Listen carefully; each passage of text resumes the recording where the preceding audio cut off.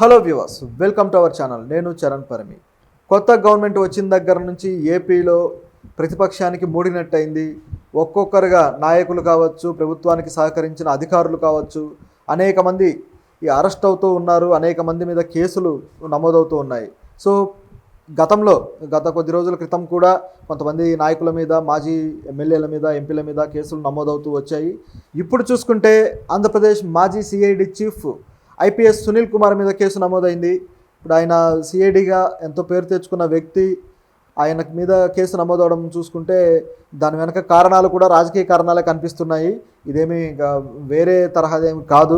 So గత కొద్ది రోజులుగా ఎవరైతే నాయకుల మీద కేసులు నమోదవుతూ వచ్చాయో, ప్రభుత్వంలో ఉన్నప్పుడు వాళ్ళు చేసిన దుశ్చర్యలు కావచ్చు, వాళ్ళు అధికారాన్ని ఉపయోగించుకున్న తీరు కావచ్చు, వీటన్నిటి వల్ల అనేక విమర్శలు కూడా ఎదుర్కొన్నారు గత ప్రభుత్వంలో వైసీపీ నాయకులు. జగన్ ప్రభుత్వ అధికారుల్ని, వాళ్ళ పోలీసుల్ని దుర్వినియోగం చేస్తున్నారు, వాళ్ళ జులుం ఈ ప్రతిపక్షాల మీద ప్రదర్శిస్తున్నారు అంటూ అనేక వార్తలు కూడా మనం చూసాం. సో అదే కోణంలో వాళ్ళు ఎప్పుడైతే గవర్నమెంట్ దిగిపోయిందో, కొత్తగా కూటమి గవర్నమెంట్ వచ్చిన తర్వాత నుంచి కూడా ఈ అధికారులందరినీ రెడ్ బుక్ అనే పెట్టుకొని ప్రతి ఒక్కరు నాయకులు, ఈ లోకేష్ కావచ్చు, అలాగే చంద్రబాబు కావచ్చు, రెడ్ బుక్ అని పెట్టుకొని ఇలాంటి అధికారులను లిస్ట్ చేసుకుంటూ వాళ్ళ హిట్ లిస్ట్లో చేరుస్తూ వస్తున్నారు. సో ఇప్పుడు ఒక్కొక్కరి మీద వాళ్ళు యాక్షన్ తీసుకోవడం మొదలుపెట్టారు.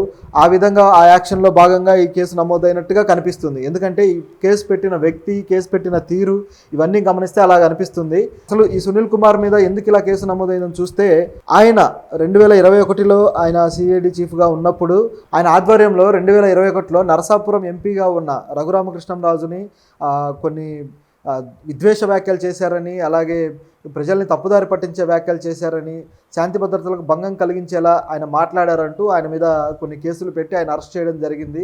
అరెస్ట్ చేసిన తర్వాత ఆయన్ని పోలీస్ స్టేషన్లో కొట్టారు, బాగా హింసించారు అని చెప్పేసి, ఆయన్ని చంపడానికి కూడా ప్రయత్నం చేశారు అని చెప్పేసి ఆయన రఘురామకృష్ణంరాజు కేసు పెట్టారనమాట. అది గుంటూరులోని నగరంపాలెం పోలీస్ స్టేషన్లో కేసు నమోదైంది.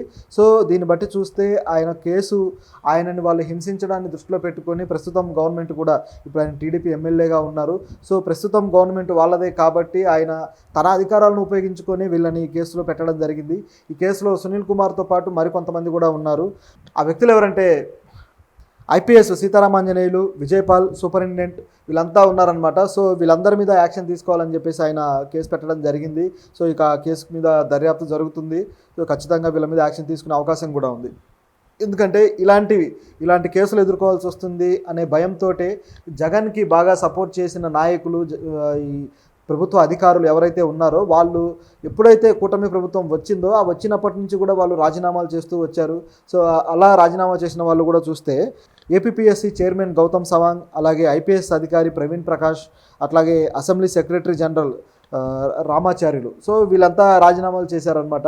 ఇక మరికొంతమంది అధికారులు కూడా రాజీనామాలు చేసే ఉద్దేశంలో ఉన్నట్టుగా తెలుస్తుంది. అలాగే మరికొంతమంది మీద కేసులు కూడా నమోదయ్యే అవకాశం కూడా ఉందన్నమాట. ఎందుకంటే ఎవరిని వదిలిపెట్టే ఉద్దేశంలో లేరు వీళ్ళు. ప్రస్తుతం అయితే ప్రజలు ఈ విషయాల మీద దృష్టి పెట్టట్లేదు. ఆంధ్రప్రదేశ్లో ప్రజలంతా కూడా ఈ అమరావతి డెవలప్మెంట్ మీద, అలాగే ఈ ఎయిర్పోర్ట్ల మీద, వీటికి సంబంధించి ఇప్పుడు నిన్ననే మెట్టెక్ జోన్కి సంబంధించిన సదస్సు జరిగింది.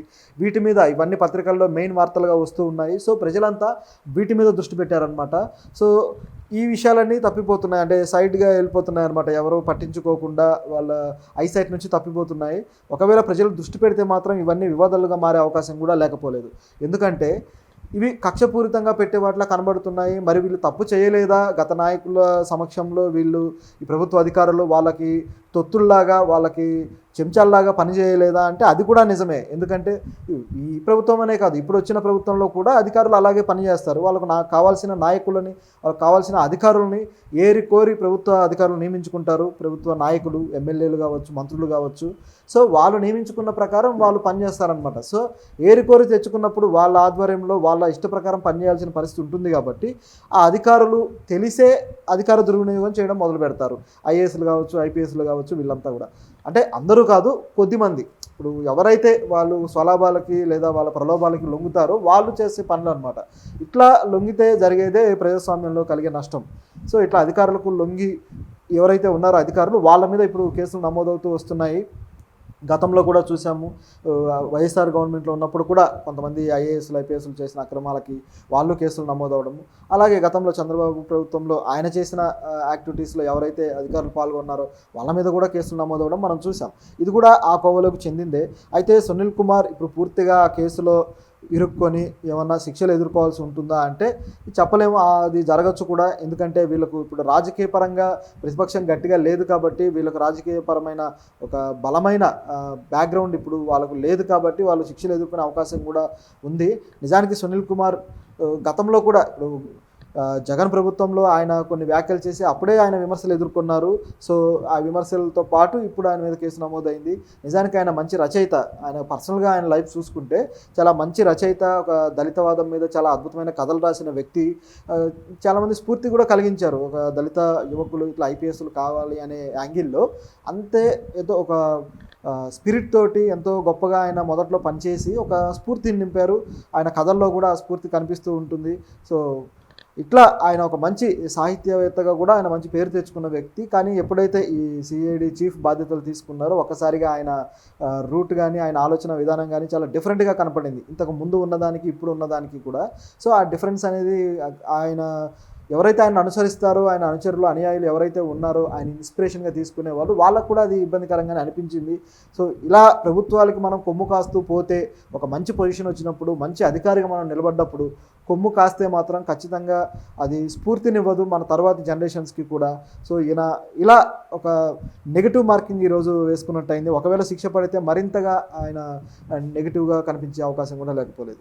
అయితే ఇప్పుడు రాజీనామా చేసిన అధికారుల పరిస్థితి ఏంటి? ఇప్పుడు గౌతమ్ సవాంగ్ కావచ్చు, అలాగే ఐపీఎస్ ప్రవీణ్ ప్రకాష్ కావచ్చు, ఇప్పుడు వీళ్ళంతా రాజీనామాలు చేశారు.